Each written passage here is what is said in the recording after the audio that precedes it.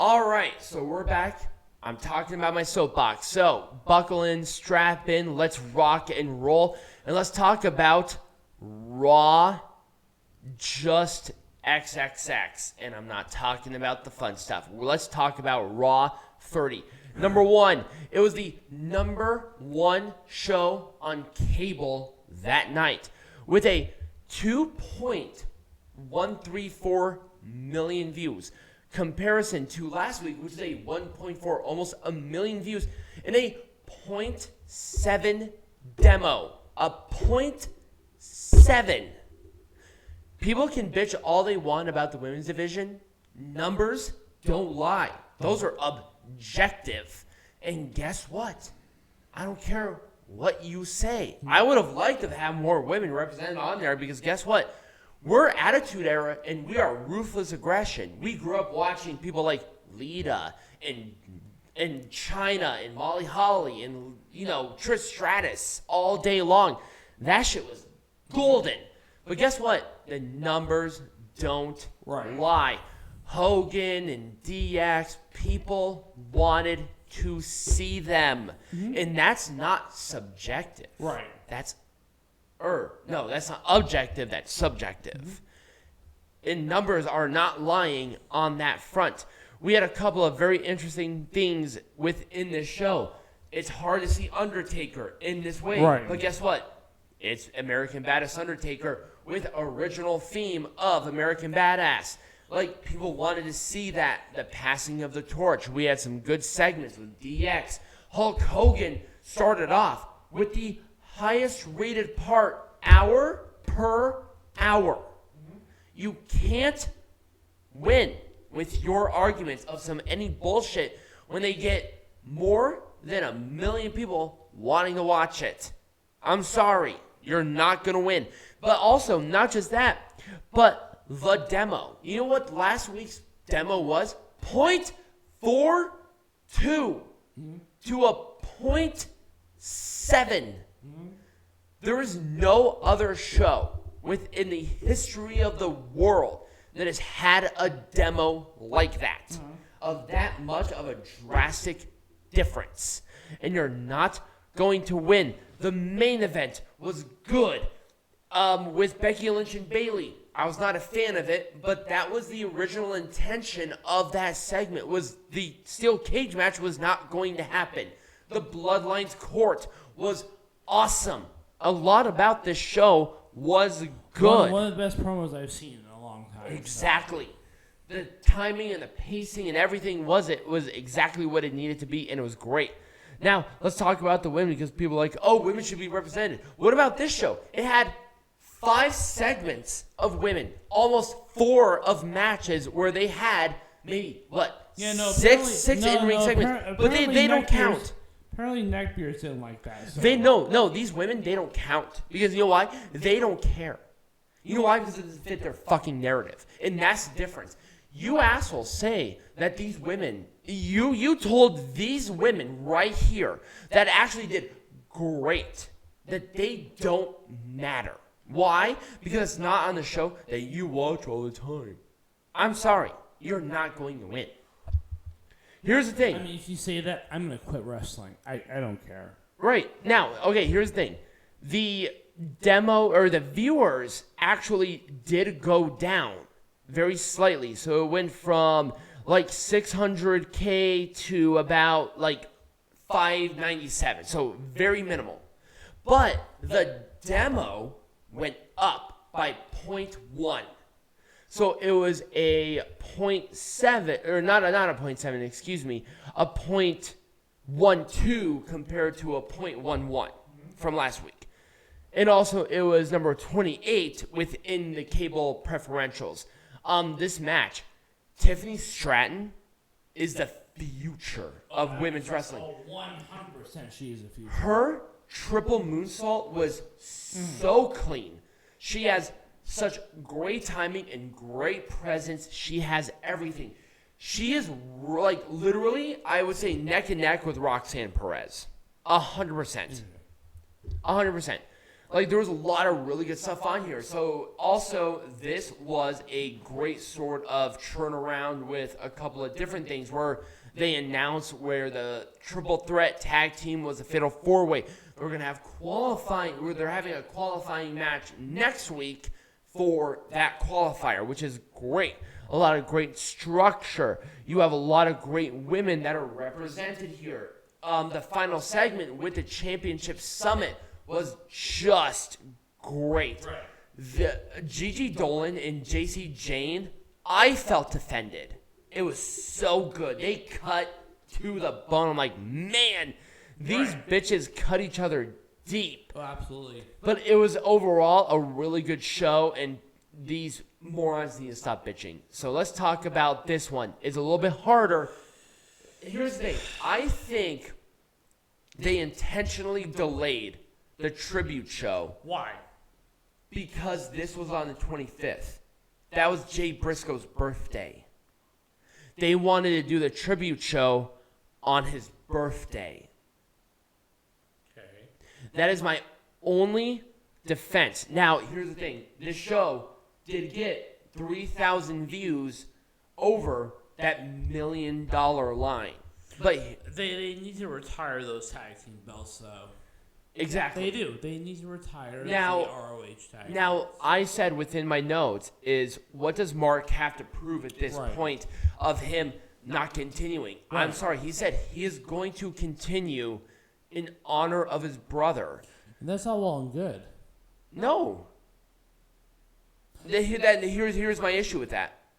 But whatever he feels should make him happy is whatever it is. Well, exactly, but people are not going to look at Mark Briscoe as a celebrated singles. It's always going to be a tribute. They're never going to. He's going to be always overshadowed by his brother. Yeah. Why bother? That's stupid. I'm sorry. That's absolutely stupid to where you are going to continue to acknowledge. What about you exceed the expectations that your brother wanted to do? Well, are we going to acknowledge the brother in the first place? Right. But then they also did the whole brother thing during Dynamite where they had the graphic, they had everything. Right. You lied to Right. your fans. Yep. How about you say, you know what? The Jay Briscoe's birthday is next week. Right. We're doing a tribute show on his birthday. You know what? That would eliminate everything of this Right. controversy. Yep. You know why? Because there's been no evidence of Warner Brothers doing this. Yep. And the fact that you morons dragged their shit in the mud, do you think Warner Brothers is going to want to renew their asses after the controversy about this? Do you really think so? Absolutely not. I wouldn't. I wouldn't for a fucking bean. Like, are you kidding me? Right. Absolutely not. Now, the match itself between Briscoe and Lethal was good. I really liked it. And I'm happy that they actually had a decent show overall. But Jesus Christ, does it have to take a death of a wrestler for this? I mean, if I was Tony Khan, I would be begging for another fucking car accident at that point. Jesus Christ. You know why? Because that's the only way to pop a rating and make Daddy happy. It's like, oh my God, another wrestler died, Daddy. Let's take advantage of that, Daddy. Piece of shit. Anyway, let's talk about Impact. So Impact actually went down in viewers, which is weird. So they actually went under 100,000. So they were at 91K compared to 115 last week. And it was a .02 compared to a .04 from last week as a part of demo. But why? Why did it go down? Because I don't thought know. This is a good. I actually thought that this was a better Impact than last week. I think because last week was the fallout from Hard to Kill, where this one was not. Right. But I think that we had a lot of good stuff, including the Golden Six shooter match where you had a bunch of former world champions. You reestablish a whole division right here, which is so good. Now, was this a good thing about this? Pretty much. Like everything else, like Tara coming back, it was nice, but she barely wrestled. Right. And then it's like, okay, the women's tag division at this point is pretty much dead. Who cares at this point? Right. Mickie James wasn't even on the show. Right. Like, who cares? The X Division champion match between Trey Miguel and Mike Jackson, which is that 72-year-old guy, it was fine for what it is. Right. Are you good over here, mate? I'm fine. Oh, I miss. I know you're tired. I get it. But I mean, overall, the show was fine. But I just think because it was the show right after Hard to Kill, which Right. was a critically acclaimed show. Right. You're not going to get the same amount of attention. Yeah. But there's a lot of good things about Impact. A lot of good quality, a lot of good versatility. Yeah. There was a lot of good stuff here.